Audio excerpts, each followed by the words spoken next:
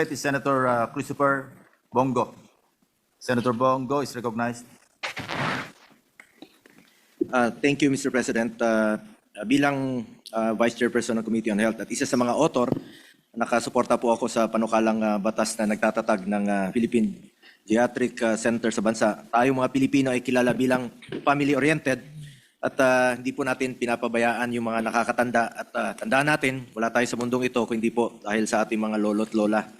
At nasa kultura na natin ang alagaan ang mga nakakatanda, kaya't marapat lamang po na sa pagtatag ng isang ospital na nakasentro sa kalusugan ng mga senior citizens dahil alam naman natin na hindi maiwasang magkasakit habang tumatanda tayo. Elderly individuals often suffer from chronic illnesses due to their advanced age. Their conditions often manifest in functional decline and cognitive impairments, which require long-term care, rehabilitation, and palliative services. According to the Philippine Statistics Authority, the number of senior citizens in the country is projected to reach over 14 million by 2030. This growing population of senior citizens underscores the need for a dedicated, specialized healthcare service that is appropriate for the urgent and specialized needs of aging individuals. Having said that, Mr. President, I just have a few clarificatory questions if the good sponsor would be willing to entertain some questions. Very willing, Mr. President. Good gentleman. Madam Sponsor, we passed Republic Act 11959 during the last 19th Congress. Ito po yung regional specialty centers to establish specialty centers in DOH hospitals. Ito rin po ay isa sa mga pinangako ng ating majority floor leader anong kanyang campaign promise na magkaroon po ng mga specialty centers. At kasama na po dito ang geriatric specialty care centers at masaya nga po tayo na lahat bumoto na 24-0 dito sa Senado when we passed this 11959 law, ito pong specialty center. While we advocate for the establishment of a specialized center, the Philippine Geriatric Center, importante na maging available din po ang geriatric care sa iba't ibang parte ng bansa. May we know the status of the establishment of geriatric specialty care centers as of now? Madam Sponsor. Yes, Mr. President. Sa ngayon po, there are already 33 designated DOH hospitals sa buong bansa, designated bilang specialty center for geriatric care.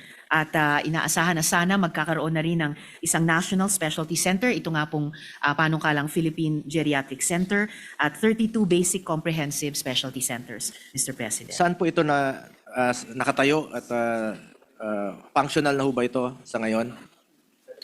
Okay. So, aling 7?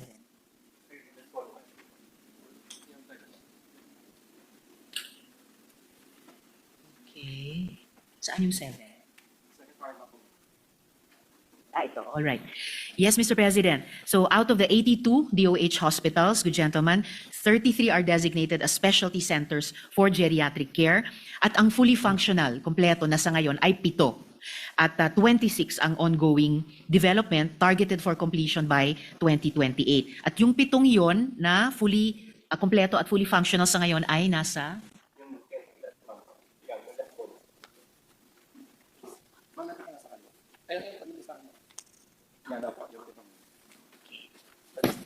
Okay. At ang ito pong kompleto at fully functional na Mr. President, good gentleman, ay ang sa NCR, 3 po, Jose Arias Memorial Medical Center, Tondo Medical Center, Quirino Memorial Medical Center. Sa Region 3, ang Bataan General Hospital and Medical Center. Sa Region 4A, ang Batangas Medical Center. Sa Region 8, ang Eastern Visayas Medical Center. At sa Region 11, ang Southern Philippines Medical Center, Mr. President. Itong mga ongoing po ngayon, kailan po yung target na matatapos to? Since napansin ko po sa ating national budget no, sa 2025 and even 2026, since magka-create, gusto natin ipasa itong dedicated talaga, no? For, how about ito pong mga geriatric specialty care centers na kasalukuyang ipinapatayo, ano ba yung prioridad ng gobyerno? As a whole, itong specialty centers, kaya nga po natin isinabatas po itong specialty centers na ito, including geriatric care center, para funded po siya. Ngayon, magtatayo po tayo ng Philippine Geriatric Center. Pwede bang malaman ng publiko anong pinagkaiba po nito? Bakit magtatayo na tayo ngayon ng dedicated since marami pang mga ongoing out of 33 na geriatric specialty centers ay 7 pa lang po ang natatapos at meron pang 26 na ongoing. Yes, Mr. President, good gentleman, yung 26 na ongoing development ay targeted for completion by 2028. So sa loob nitong 3 taon. At bakit kasabay po nitong 33 total na maitatayo yung specialty centers for geriatric care sa kabuuang 82 DOH hospitals, maitatayo yung 33 by 2028, yung kahalagahan pa rin ng isang Philippine Geriatric Center. Dahil po, Mr. President, ang Pilipinas ay nilalarawan na aging rapidly at hindi pa po handa yung ating health system. Karamihan po ng mga ospital ay kulang pa ang kapasidad para tugunan yung complex na pangangailangan ng older adults at gaya ng napag-usapan sa good gentleman mula sa BARM kanina, may severe shortage po ng geriatric specialists at saka trained personnel. Na ang nagiging resulta, Mr. President, yung older persons madalas nahaharap sila sa fragmented care na walang dedicated na national institution na responsable para i-coordinate yung geriatric services o isa-set yung standards o magsusulong ng research. Kaya nga po itong pagsulong ng total na 33 specialty centers for geriatric cares out of yung 82 DOH hospitals by 2028, kasama na po sa gagawin nilang trabaho ay yung pagtataguyod ng standards para sa development ng mga specialty centers na ito at iba pang levels of facilities for geriatric care, Mr. President. Do I agree with you, no? Pero sana po mabigyan po ito ng prioridad yung pagpupondo po nito mga specialty centers dahil kasama naman po ang geriatric specialty centers po dito. For the record, sa SPMC, Southern Philippines Medical Center, isa po tayo sa nagsulong noon na during my time na naging chairman po ako ng Committee on Health for 6 years na mapondohan po itong mga specialty centers including ito, yung mga 7 natapos na rin po na isinulong rin po natin and including ito rin pong mga ongoing. Sana po mabigyan po ng prioridad ng DOH yung pagpupondo para matapos na po ito. Dahil itong plano nating paglalagay ng Philippine Geriatric Center, most likely dito po ito ilalagay sa National Capital Region sa Maynila. No? So marami, yung iba mahirapan na pong bumiyahe. Sana po matapos kaagad itong mga specialty centers na ongoing pa. At yung plano, in accordance with the law, may batas naman tayo na 17 specialty centers yan, kasama na po yung geriatric center. Sa batas ng Republic Act 11950, magtatatag po ng mga specialty centers, including geriatric centers, specialty centers, sa mga existing DOH hospitals sa buong bansa. Hindi siya stand-alone dahil napakatagal po nitong gawin. Kaya ilalagay na po doon sa mga existing DOH hospital. Hindi lang po sa itong geriatric, including yung mga heart care, cardiovascular care, no? Ortho, Brain and Spine, National Kidney Institute. Ayun, available na po siya sa Mindanao, sa Southern Philippines Medical Center. Yun sanang bigyan rin natin ng prioridad na mapondohan. Napansin ko lang kasi medyo hindi po ganun kalaki yung allocation o yung ina-appropriate na funds yearly since batas na po ito. So yun lang po ang akin na Madam Sponsor. Sana may isulong nyo rin po na mabigyan rin po ng malaking funding yearly dahil batas na po itong Republic Act 11959. Another... Opo, bago po magpatuloy ang good gentleman, Mr. President, nais ko lang ipahayag ang aking pakikiisa sa concern nila. Definitely ipaprioritize ito at nakikita po natin ang pagpaprioritize nito pati ng DOH dahil nga po yung pagkumpleto ng pagtatag ng 33 specialty centers ay targeted for completion by 2028. So sa loob ng 3 taon. Dagdag po doon yung primary care facilities as of November 2025. Meron na pong 2,704 PCFs sa buong bansa ayon sa ating National Health Facility Registry. Samantalang itong tinatalakay na Philippine Geriatric Center ay nakikitang sa loob ng 5 o 7 taon pa na maitatayo. So, ibig pong sabihin ngayon pa lang sa mga primary care facilities at na may geriatric care at dun sa specialty centers for geriatric care sa iba't ibang DOH hospital sa iba't ibang rehiyon, 3 taon po. So, mauunang makukumpleto itong specialty centers for geriatric care sa iba't ibang DOH hospital sa lahat ng mga rehiyon natin bago pa makumpleto yung Philippine Geriatric Center. At pati po yung location, Mr. President, ng Philippine Geriatric Center ay hindi pa sigurado, hindi pa tiyak kung dito sa Metro Manila or sa iba pang rehiyon, Mr. President. Ano ho bang mga capabilities mayroon ang geriatric specialty care centers natin na ito? Ay, yung itong ano, specialty centers, anong capabilities? Ito. Or ito.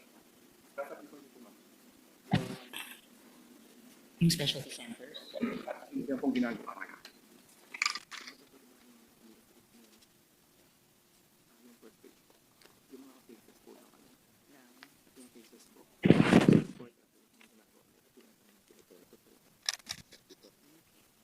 Senator Marcoleta is raising his hand. Yes, Senator, Mr. President.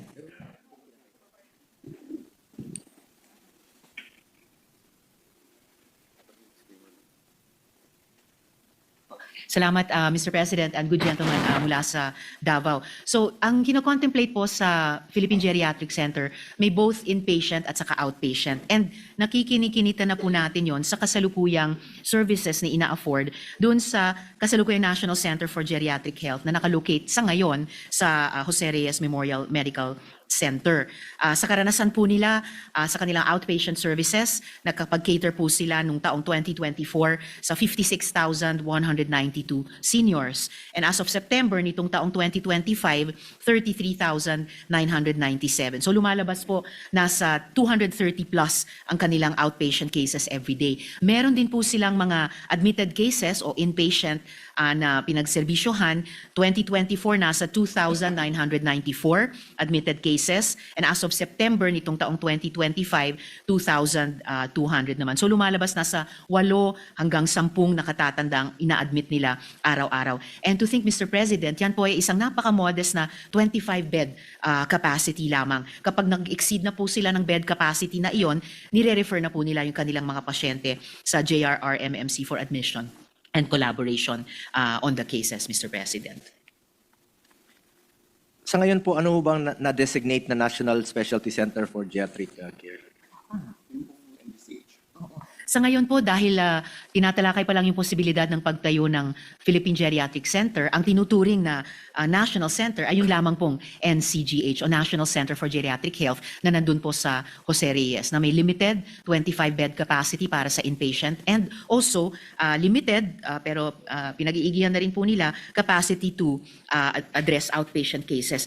At malawak po, Mr. President, good gentlemen, ang burdens of diseases na tinutugunan nila ayon po sa National Center for Geriatric Health sa Jose Reyes. Ito po ay mula hypertension hanggang osteoarthritis, diabetes at cardiovascular, cancer, visual impairment, balance and gait disorder, cognitive impairment, hearing impairment, sleep disorder, urinary incontinence, dentition problem. At para tugunan ang ganitong mga burdens of disease o mga pangangailangan, ang na-offer po ng National Center for Geriatric Health sa Jose Reyes sa ngayon ay itong mga serbisyo.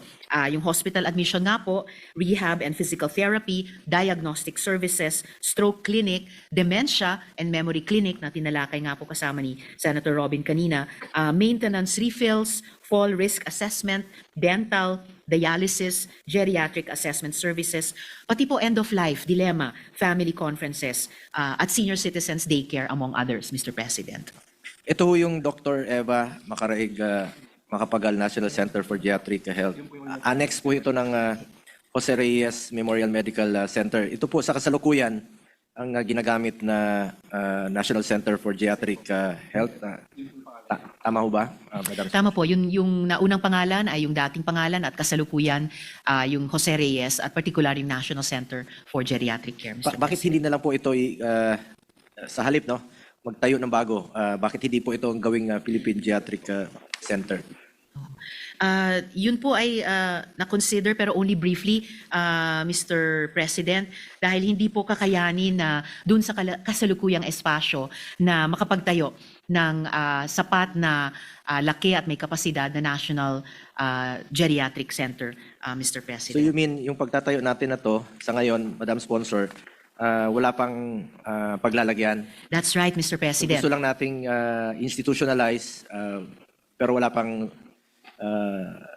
venue or I mean allocation rather location or wala pa talagang funding sa ngayon po, Madam Yung, in Sponsor? fact, opo, Mr. President, good gentlemen, in fact, yung pong final location ay ipauubaya po sa Department of Health na tukuyin kung saan exactly yung National Geriatric Center, Mr. President. Pati yung pondo, magkano ho ang plano nilang i-alat dito?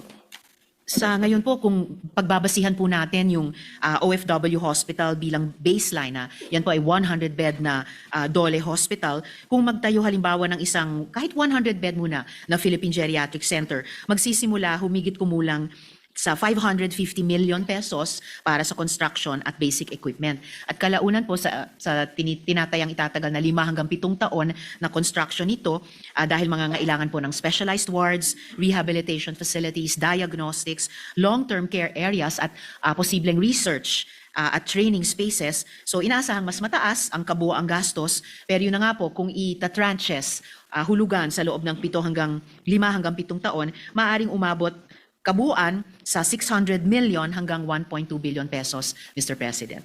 Kung maitatayo po ito, ma-institutionalize po itong Philippine Geriatric Center, once it is established, ano ho maging role po ng National Center for Geriatric Health? Pwede ba sila magtulungan o mag-complement with each other? Sayang naman po itong nandiyan na ginagamit na po ngayon sa Jose Reyes Medical Center bilang National Center for Geriatric Health. As is where is lamang po, Mr. President, good gentlemen, yung National Center for Geriatric Health sa Jose Reyes, dahil nga ngayon pa lang sinusulong na nga ng DOH na sa iba't ibang hospitals nila ay magkaroon ng geriatric units at hindi lamang sa primary care facilities, magkaroon ng specialty centers for geriatric care. So definitely mananatili po, Mr. President, yung kasalukuyang National Center for Geriatric Health dun sa Jose Reyes, Mr. President. Importante po na we are not abandoning the existing system, but instead making sure that they complement one another. Is this correct, Madam Sponsor? Yes, that is very correct, Mr. President. So may posibilidad talaga na yung NCGH na gumagampan sa mandato ng magiging Philippine Geriatric Center bilang National Apex Specialty Hospital for Geriatric Care, mananatili po itong NCGH sa Jose Reyes. Ia-absorb po ng Philippine Geriatric Center yung kabuang National Center for Geriatric Health, or isa pang posibilidad, gayahin nga po ang complementation, yung importanteng terminong binanggit ng good gentleman, gayahin ang complementation ng San Lazaro Hospital at RITM bilang Centers for Infectious Disease. Na ito namang magiging PGC, harinawa, hospital-based na directly nag-interact sa mga senior citizens araw-araw dahil may na-offer silang beds, wards, services at bilang science and research institution din na kahit may limited clinical beds para sa advanced geriatric care management. So magkakaroon din ng leeway ang Department of Health i-finalize yung disenyo ng geriatric center in relation sa lahat pa ng mga ospital, lalo na ang kasalukuyang NCGH at yung iba pang DOH hospital sa iba't ibang rehiyon na mayroon na at magkakaroon ng specialty centers for geriatric care, Mr. President. Madam Sponsor, will this center be the National Specialty Center for Geriatric Care? Opo, Mr. President. May we know the wisdom behind establishing this center under the Department of Health, no? Dahil sa tulad ng Heart Center, it is ginawang GOCC hospital tulad po ng ibang specialty hospitals gaya ng Philippine Heart Center, ito pong Lung Center at iba pa. Ano bang kaibahan ng serbisyo ng GOCC hospitals at ng DOH hospitals? Opo, Mr. President. Ang panukala sa panukalang batas na ito ay ang Philippine Geriatric Center ay magiging sa ilalim ng direct control and supervision ng Department of Health. Inihambing po yung pros and cons kung magiging DOH hospital siya or magiging GOCC hospital siya. Kung ang PGC po ay ma-establish bilang DOH hospital, yun na nga po, magkakaroon ng direct administrative control ang Department of Health at may mas malaking subsidy mula sa gobyerno na ma-enable ang mas maraming indigent elderly patients na mapaglilingkuran. Kung naman po ang Philippine Geriatric Center ay i-establish bilang GOCC, mag-ooperate siya with some degree ng autonomy, pero predominantly masusustine yung mga operasyon niya sa pamamagitan ng hospital income na maaari namang pong magbunga ng mas mababang bed capacity allocation para sa charity patients. Kaya sa ngayon po, Mr. President, good gentleman, ang pinapaborang arrangement dito sa ating panukalang batas ay magi po siyang sa ilalim talaga ng DOH, Mr. President. So since under po siya ng DOH, hindi GOCC hospitals, bakit hindi na lang po ilagay doon sa existing law natin na Republic Act 11959, ito pong mga specialty centers? Pasok naman siya doon, under DOH naman po ito. So bakit po gagawa tayo ng separate na Philippine Geriatric Center? Actually po, Mr. President, good gentleman, specialty DOH hospital pa rin. So pasok pa rin sa prinsipyo ng batas natin. Dahil ang panukala ay Establishment of Philippine Geriatric Center bilang tertiary specialty DOH hospital designated bilang national specialty center. At sa ganitong paraan, Mr. President, magiging mas accessible siya, mas kaya niyang mag-expand ng bed capacity, at mas makapag-deliver siya ng mas specialized services na magfo-foster din po ng research and innovation, Mr. President. Madam Sponsor, my question is, bakit hindi po ba siya pasok sa existing law, yung establishing specialty center sa ngayon? Bakit kailangan natin na gumawa o institutionalize natin itong Philippine Geriatric Center, Madam Sponsor? Ito po, Mr. President, ay dahil wala pa pong National Specialty Center for Geriatric Care at limitado pa po sa ngayon yung kapasidad ng kasalukuyang National Center for Geriatric Health na naka-locate po dun sa Jose Reyes Memorial Medical Center.